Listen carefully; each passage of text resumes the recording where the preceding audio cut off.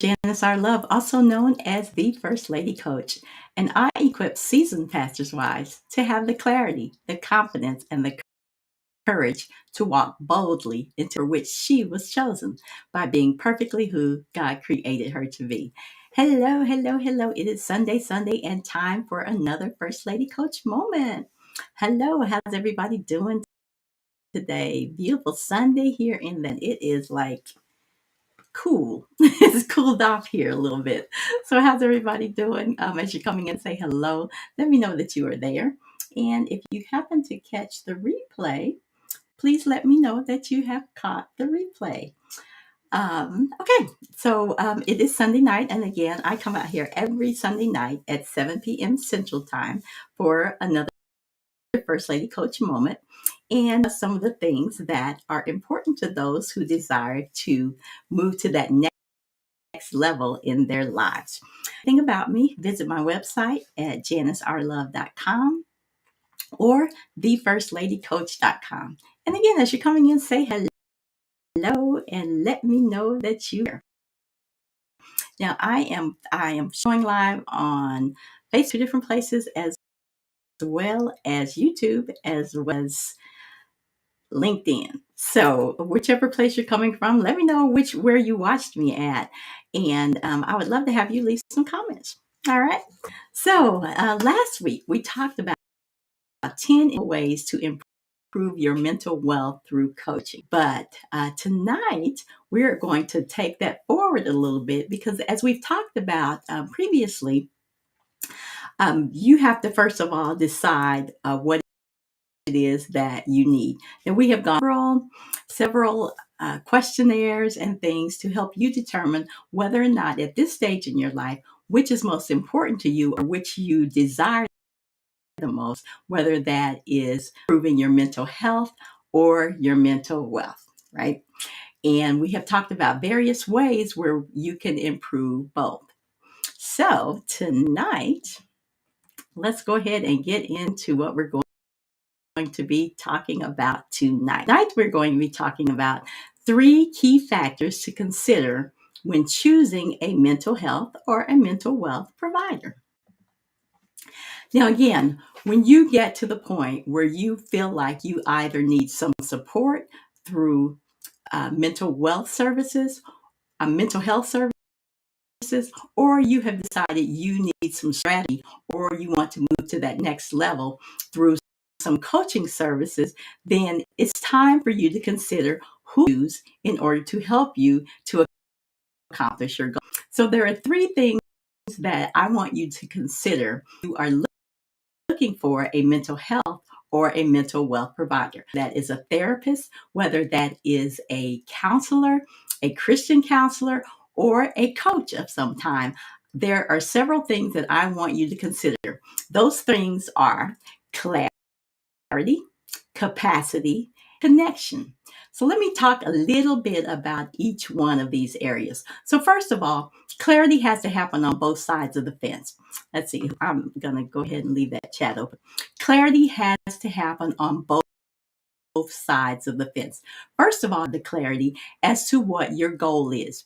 Is your goal, again, to get better or to heal, or is it, again, to move your game to that next level? Or, as I often say to pastors' wives, I help them to emerge from the shadows of their husband and stand on their own platform. You have to decide what your goal is. You have to have that vision of what it is that you want to accomplish. So when you have the clarity of what it is that you want to accomplish, then it is much easier for you to find someone to help you with that. Okay. So there are some things that you can do. First of all, there are referrals. Referrals are great, but the first thing you have to make sure that you know is whether or not maybe that person helps somebody else, but is that person the right fit for you? You have to do your research. You have to ask questions. Okay, you have to ask questions of yourself, first of all. Do I want to consider someone who do I want to have face and have something local? Am I okay with doing it online? Have I done my research? Do I actually know what it is I want to achieve? Do I know what my needs are? Then we have to say, okay, can they help me? Do they have the expertise in order to help me?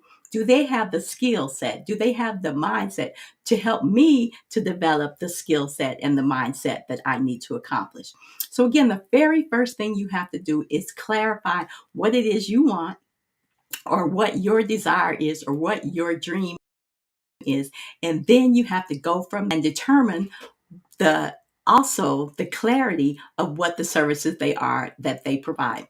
Now again, remember that not everybody who calls themselves a therapist or a counselor or even a Christian counselor is a right fit for you. You have to do your homework so that you can be clear on what it is that you want to achieve. And then it's much easier to find someone who has experience in that area and that can help you to reach your goals. Okay. So remember, again, the first thing is clarity. Again, by writing your own vision and making that plain, you know exactly what you want. And then you can verbalize that to, again, a therapist, a counselor, or a coach so that they know what you want. Okay. Want to get out of it. All right. That's one of the first steps, to make sure you are clear. You have that clarity. All right. So the second thing that you definitely want to consider, a very key factor, is what is the capacity. First of all, what is your capacity? What is your capacity? Are you willing to invest in yourself? Are you going to need to be covered by insurance to get, or are you willing to invest in yourself? Is there someone who will invest in you? Let's say you're getting career counseling. Maybe your job will invest in you, but you have to determine again what your capacity is. Do you have the time to invest in yourself? Are you willing to invest your time and your money and your energy in order to accomplish the goal that you want to accomplish?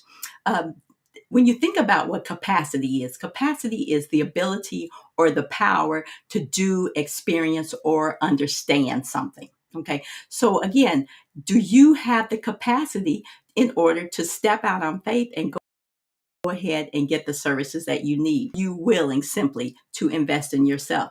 Then think about from the provider's perspective, what is their capacity? Again, different people have different schedules as to when they can see people. Do they offer online services? Are they willing to work with someone who is not face to face? Is that person available? I look at my own capacity. I know what my capacity is. So anyone who provides services should know what their capacity is. For instance, because I do only one on one counseling services and one on one coaching services, as well as group coaching services, I already know what my capacity is for the year.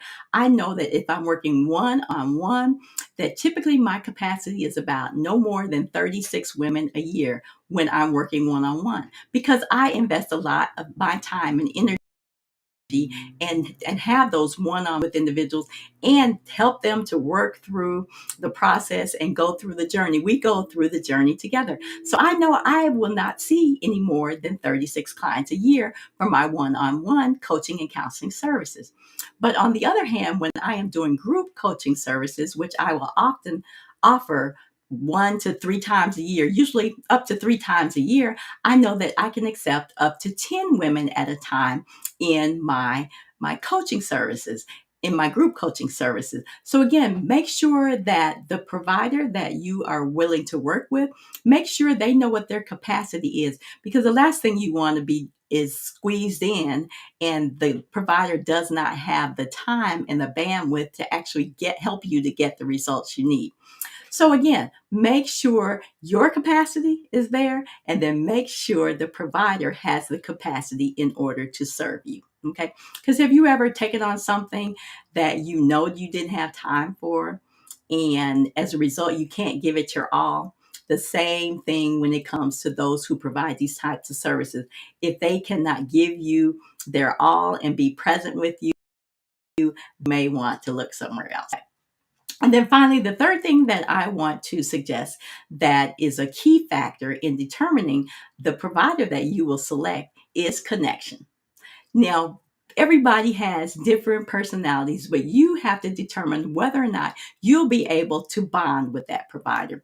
Will you be able to feel like you are in a safe space where you can be vulnerable? Do you feel like you can be transparent with that person? You have to ask yourself these questions. Does that person understand what your goals are? Sometimes if you get with the raw a counselor who specializes in one thing, and you try to present your area and its name, then it's hard to get that connection because you feel like they don't know what you're saying, okay, or what you're feeling.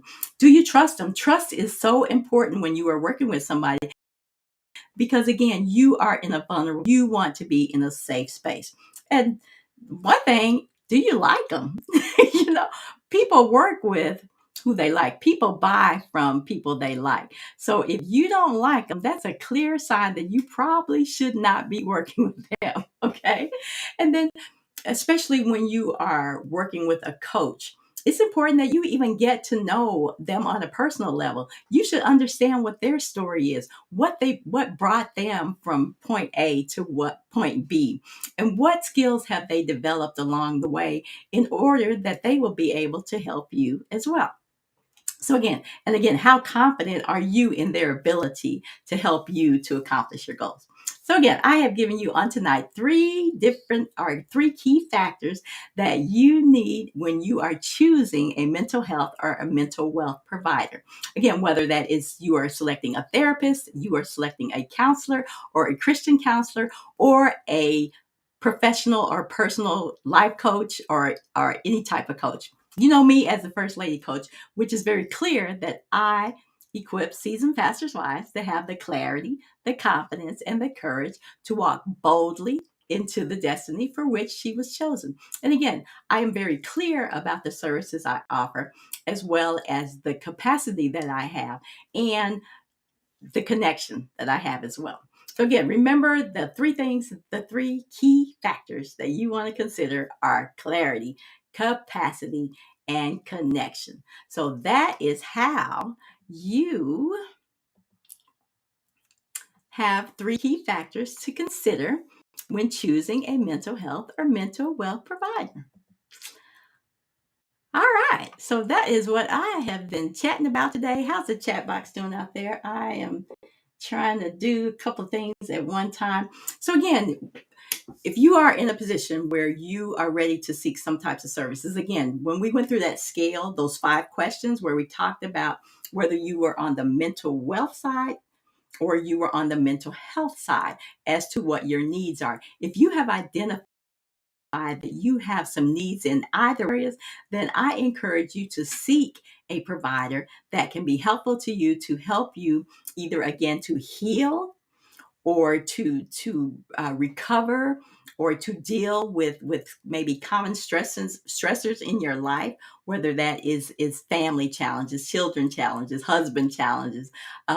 Again, just knowing who you are and knowing how God has worked in your life. So again, if you are interested in learning more about me, definitely check me out on my website, which is janicerlove.com.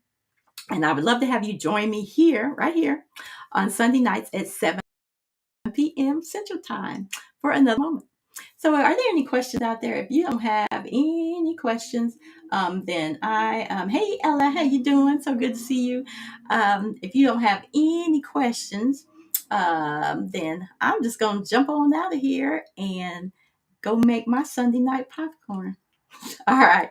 Once again, I am Dr. Janice R. Love, also known as the First Lady Coach, and I equip seasoned pastors' wives and wives of influencers to have the clarity, the confidence, and the courage to walk boldly into the destiny for which she was chosen by being perfectly who God created her to be. Or, in other words, I help her to emerge from those shadows and walk beside her husband and stand on her own platform.